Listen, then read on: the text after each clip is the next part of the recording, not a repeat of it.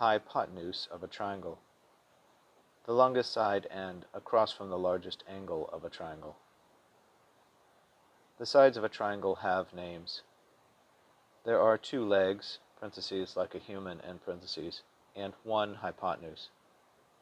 To help myself and my students spell hypotenuse, I often break the word into three parts: hypo, H-Y-P-O, ten, T-E-N, use, U-S-E, as in hypo-ten-use. That may make it easier to spell, but make sure to pronounce it fluidly, as in hypotenuse.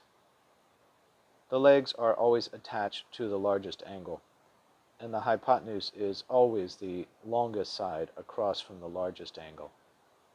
In a right triangle, a triangle with one 90-degree angle, the two sides touching the right angle, parentheses, or adjacent to the right angle, end parentheses, are the legs, and the side across from, parentheses, or opposite, end parentheses, the 90-degree angle is the longest side, the hypotenuse.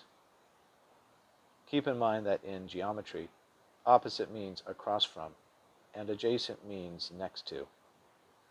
The hypotenuse is the longest side of a triangle, and the side across from the largest angle. Antonyms: legs.